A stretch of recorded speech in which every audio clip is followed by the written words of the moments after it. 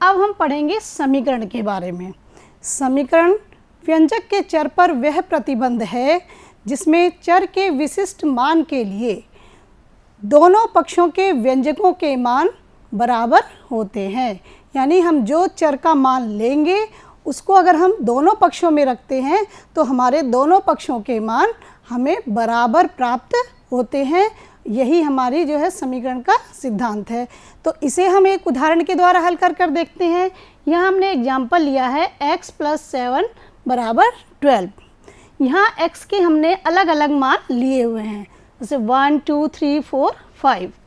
तो इसके आधार पर हमारे x + 7 का क्या क्या मान आता है ये देखिए।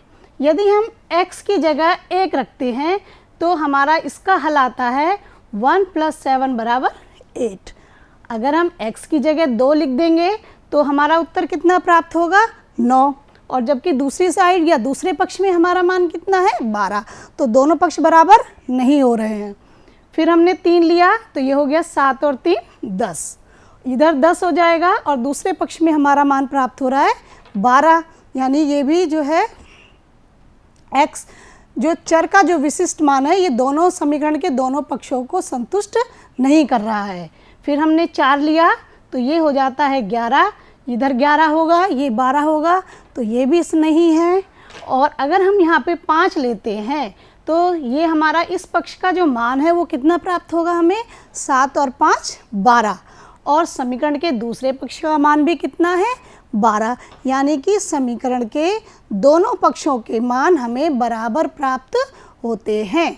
तो ये हमारा जो विशिष्ट मान है चर का वो कितना आया हमारा 5। तो इससे हमारा क्या निष्कर्ष निकला कि समीकरण के 2 पक्ष होते हैं और उनके बीच में समता का निशान होता है। समता का निशान क्या हुआ बराबर वाला जो निशान होता है। दूसरा हमने समझा समीकरण चर के जिस निश्चित मान के लिए संतुष्ट होता है वह मान समीकरण का हल कहलाता है। तो ये बात हो गई हमारी पूरी समीकरण के बारे में। और आज हम जो पढ़ेंगे, आज हम पढ़ेंगे ऐसे समीकरण के बारे में जिसमें चर की जो अधिकतम घात है वो 1 होती है। अर्थात रेखीय समीकरण के बारे में हम आज पढ़ेंगे। समीकरण में उपस्थित चर की अधिकतम घात 1 होती है तो ऐसे समीकरण को हम रेखीय समीकरण कहते हैं।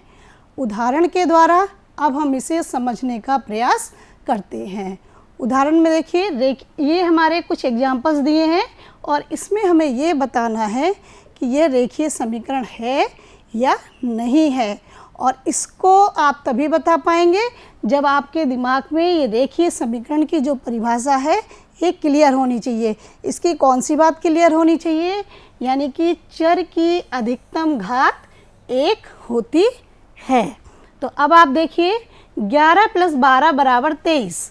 क्या यह एक रेखीय समीकरण है? यह रेखीय समीकरण नहीं है क्योंकि इसमें चर तो है ही नहीं। अब आप दूसरा एग्जाम्पल देखिए x + 4 = 6। क्या यह एक रेखीय समीकरण है? यह एक रेखीय समीकरण है क्योंकि इसमें ये चर है और इसकी अधिकतम घात कितनी है 1। तो यह एक रेखीय समीकरण है। अब आप तीसरा एग्जाम्पल देखिए 2x² + 5 = 7। क्या यह एक रेखीय समीकरण है? यह रेखीय समीकरण नहीं है। यहाँ पर चर की अधिकतम घात कितनी दिखाई है 2। और जबकि रेखीय समीकरण में अधिकतम घात कितनी होनी चाहिए 1। तो यह भी रेखीय समीकरण नहीं है। ये देखिए 2x + 4 = x - 7। क्या यह एक रेखीय समीकरण है? यह रेखीय समीकरण है क्योंकि इसमें चर की अधिकतम घात कितनी दिखाई गई है 1। तो अब आप समझ गए होंगे रेखीय समीकरण को हमें किस प्रकार पहचानना है। कथनों से समीकरण को बनाना। कौन सी समीकरणों को? रेखीय समीकरणों को बनाना। किसी संख्या का 3 गुना और 11 का योग 32 है। यहाँ पे हमें संख्या नहीं पता है तो हम मान लेंगे माना संख्या बराबर x। अब हमें जो ये लिखा है उसी के अनुसार अपना काम करते रहना है। क्या लिखा है? संख्या का 3 गुना, यानी हम संख्या को कितने से गुणा कर देंगे? 3 से गुणा कर देंगे। तो प्रश्नानुसार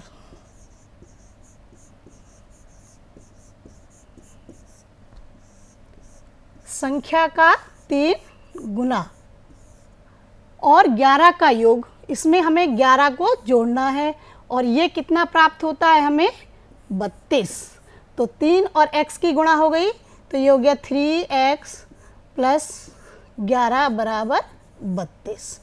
तो कथनों के अनुसार हम इस प्रकार से समीकरणों को बना सकते हैं।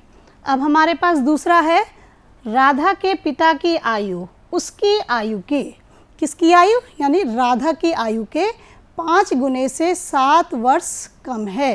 राधा के पिता की आयु 48 वर्ष है। तो हमें पहले किसकी आयु पता होनी चाहिए? राधा की आयु। तो हम यहाँ मान लेंगे, माना राधा की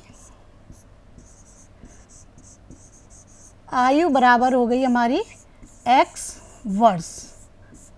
प्रश्नानुसार हम इसे करते हैं।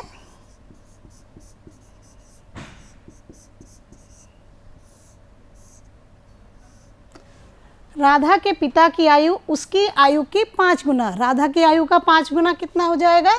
5 गुणा x। 5 गुने से 7 वर्ष कम है, पहले 5 गुना करना है और उसमें से 7 को कम करना है, -7। तो ये किसके बराबर आएगी? ये आएगी राधा के पिता की आयु के बराबर। और राधा के पिता की आयु कितनी दी हुई है? 48 वर्ष। तो ये हो गया हमारा 5x - 7 बराबर 48।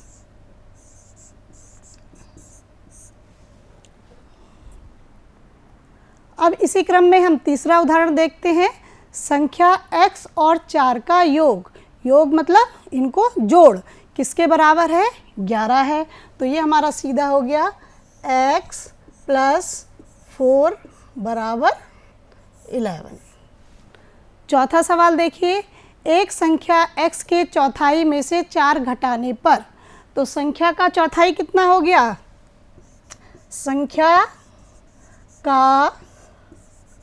संख्या x का चौथाई बराबर हो गया x बटे 4। इसमें से कितना घटाना है? 4 हमें घटाना है। तो प्रश्नानुसार ये हो गया x बटे 4 - 4, घटाने पर हमें प्राप्त होता है 5। तो ये हमारी अगली समीकरण प्राप्त हो गई। अब है, यदि x के 1/3 में 3 जोड़ दें, किसके तिहाई में? 1/3 में x का। तो x का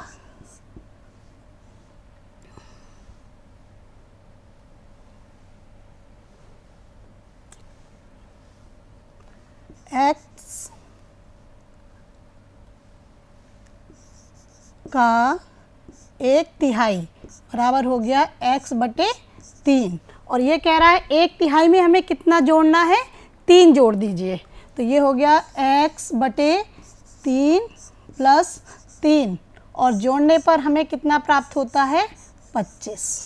तो इस प्रकार हमारे समीकरण, हम जो है कथनों को पढ़ते जाएंगे और अपने समीकरणों को बनाते जाएंगे।